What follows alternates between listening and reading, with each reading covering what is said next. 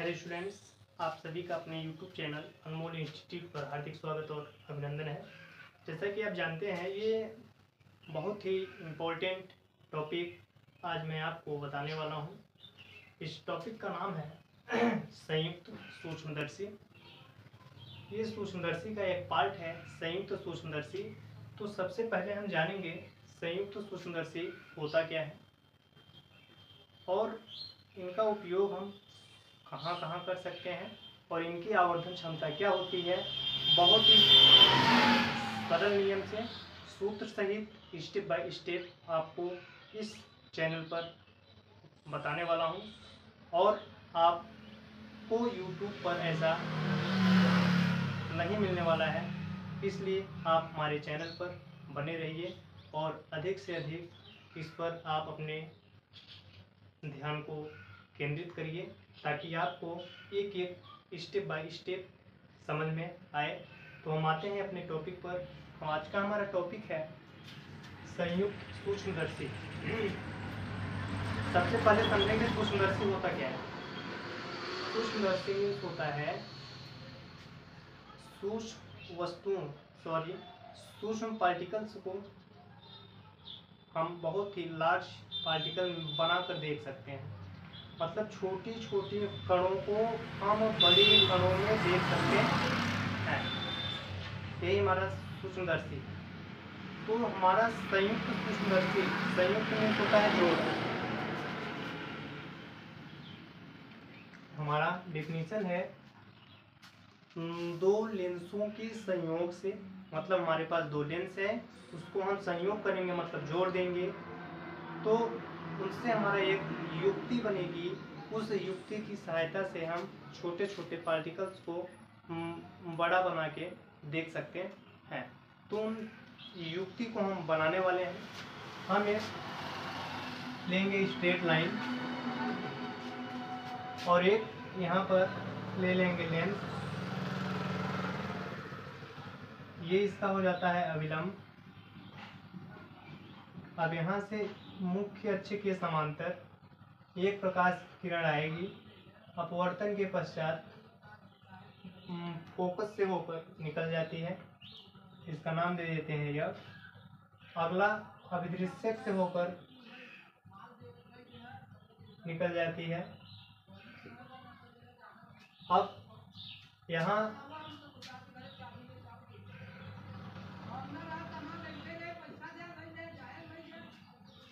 इसका मतलब है कि मुख्य अक्ष के समांतर अगर प्रकाश की किरण आ रही है तो लेंस में अपवर्तन के पश्चात फोकस से होकर जाता है और अदृश्य से होकर जाएगा तो उसी मार्ग से वो निकल जाता है। अब हमारा यहाँ प्रतिबिंब बन रहा है। वस्तु है तो वस्तु की लंबाई हमारा होता है UE। ये प्रतिबिंब है।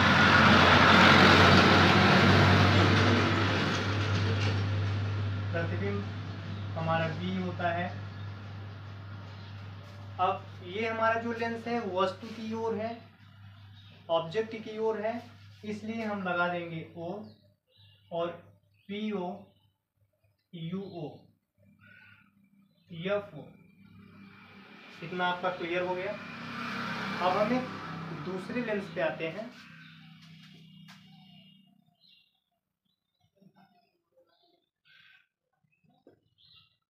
ये भी मुख्य अक्ष के समांतर जाएगा तो मैं पहले अभिलंब बना लेता हूँ।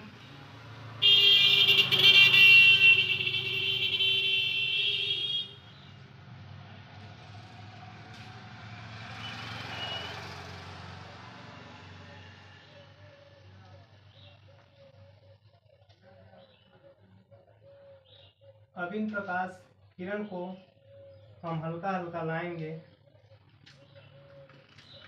पीछे की ओर और यहाँ पर ये रेखाएं प्रकाश की किरण मिलती हैं और यहाँ इसका अंतिम प्रतिबिंब बनता है। हो गया। यहाँ पे हमारा नेत्रिका है।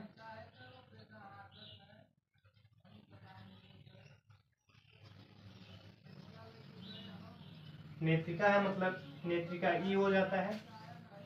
अब इसका अगर हम नाम रखेंगे तो ये प्रतिबिंब की लंबाई है, तो इधर हो जाएगा v, आई है तो e, स्पष्ट दृष्टि की न्यूनतम दूरी पर बन रहा है।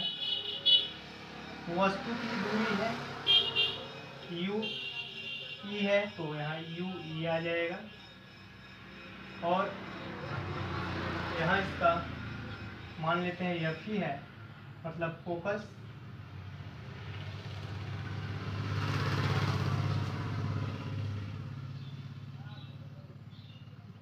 एक बार हम आपको डायग्राम समझा देते हैं।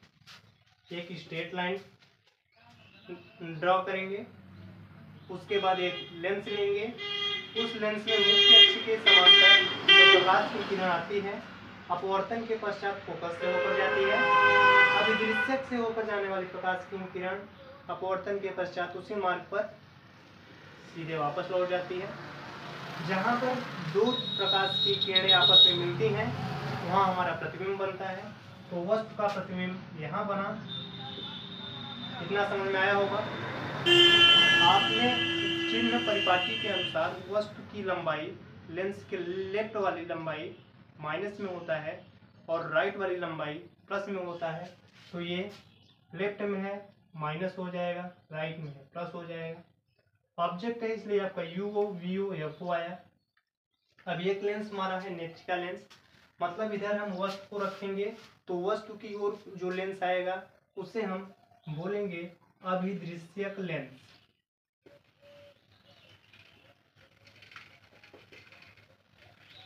ये हमारा नेत्रिका लेंस है। तो जो लेंस हमारे आंख की ओर होता है उसे हम बोलते हैं नेत्रिका लेंस।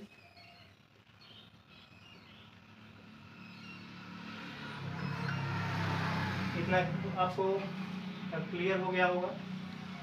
अब अगर हमारे सामने वस्तु है तो वस्तु अगर हमारे आंख वस्तु को देख रहा है तो वस्तु द्वारा हमारे आंख पर जितना एंगल बनता है उसे हम बोलते हैं दर्शन कोण। ठीक है, तो वस्तु अगर हमारा यहाँ है, नेत्रिका यहाँ है, तो वस्तु को देखेगी तो इसके द्वारा जो हमारा कोण बनता है दर्शन कोण माने बीटा। इतना तो क्लियर हो गया होगा। अब आपको पता होगा आवर्धन क्षमता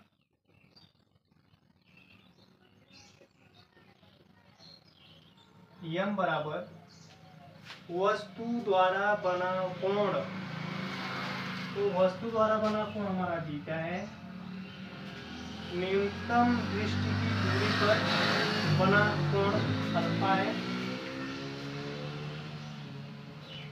बीटा वस्तु द्वारा बना कोण अल्फा।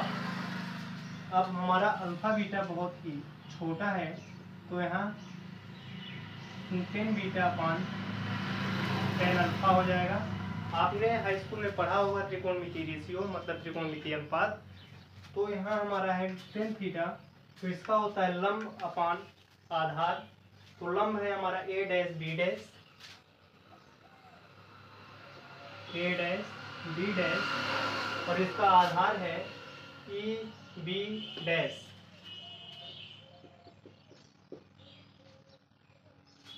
ऐसे ही अल्फा के लिए आएंगे तो अल्फा के लिए आएंगे तो अल्फा के लिए ये एंगल आता है,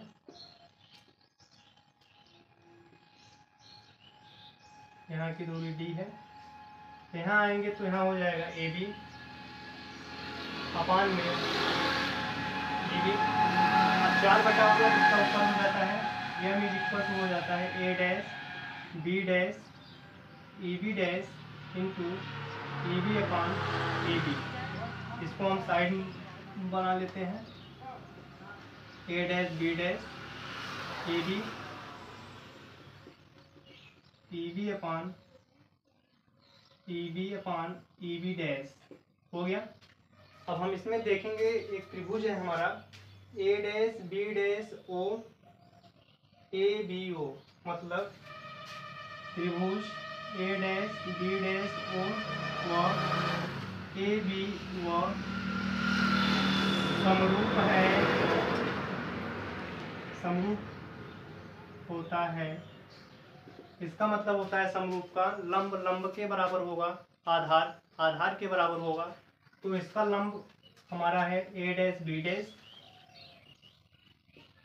अपान में आधार है, लंब लंब के इक्वल होता है, और इधर आधार मतलब OB डैश अपान में OB। अब A dash B dash upon AB के स्थान पे हम OB को लिख सकते हैं, OB डैश इंटू EB अपान EB डैश। अब इधर हम समझेंगे OB डैश का मान कितना है हमारा, मैंने अभी आपको बताया प्रतिबिंब की लंबाई, तो m बराबर हो जाएगा BO प्लस में OB माने वस्तु की लंबाई UO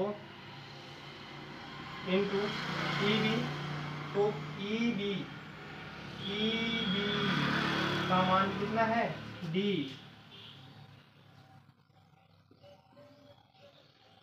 अब इधर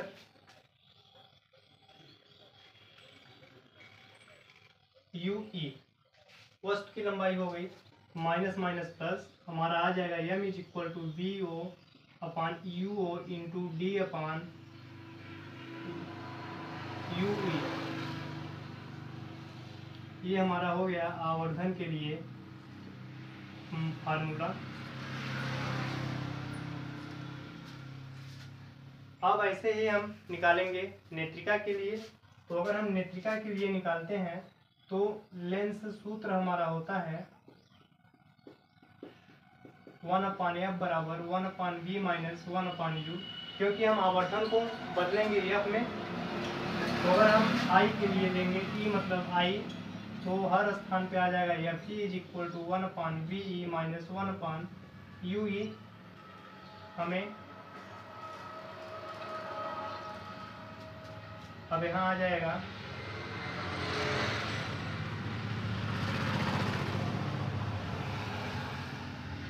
माइनस है, तो माइनस माइनस हमारा ये प्लस हो जाएगा 1/fe minus 1/ve is equal to 1/ue। नेत्रिका के लिए है, आप इसका स्क्रीनशॉट ले लीजिए।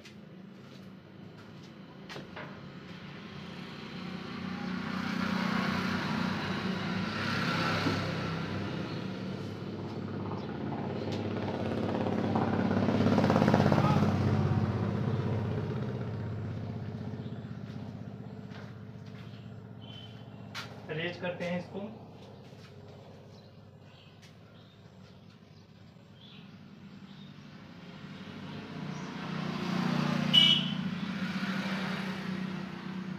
अब हम यहाँ नेत्रिका के अकॉर्डिंग आएंगे और हमें इसका मान निकालना है, तो 1/fe minus 1/ve is equal to 1/u। अब हम अंश पे मल्टीप्लाई करेंगे d से, तो d/fe is minus d/ve is equal to हो जाता है 1/d/ue। यहाँ ऐसे ही हो गया। अब यहाँ हमारा आ जाएगा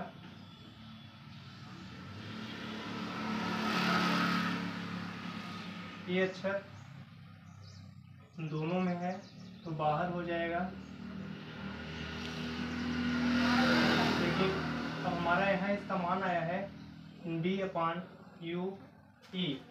d/ue लिखते हैं इतना,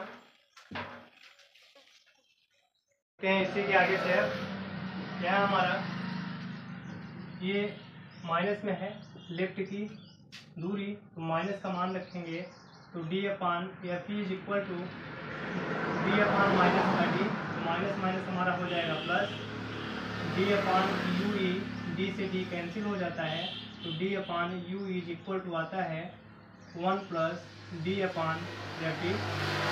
ये मान हम रखेंगे फार्मूले पर, तो m इज इक्वल टू हो जाएगा VO/EO माइनस के साथ है प्लस ब्रैकेट इंटू है 1 प्लस d/e। ये फार्मूला हम उस समय अप्लाई करेंगे जब हमारा प्रतिबिंब अंतिम प्रतिबिंब स्पष्ट दृष्टि की न्यूनतम दूरी पर बन रहा हो, और जब प्रतिबिंब हमारा अनंत पर बनता है तो उसके लिए केस नंबर सेकंड होता है U is equal to F E, तो इस स्थिति में फार्मूला बनता है BO upon UO is equal to D upon F E into में है।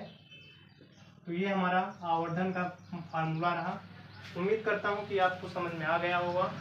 आप एक एक टॉपिक अच्छे से समझिए ताकि आपको समझ में आए, और ये एग्ज़ाम की दृष्टि से बहुत ही इम्पोर्टेंट टॉपिक है। और आप हमारे चैनल को सब्सक्राइब करें, लाइक करें, शेयर करें, ताकि उन विद्यार्थियों तक ये वीडियो पहुंच सके जो बहुत ही अपनी स्थिति परिस्थिति से दबे हुए हैं, अर्थात कोचिंग नहीं कर पा रहे हैं, तो उनके पास तक भी हमारा ये वीडियो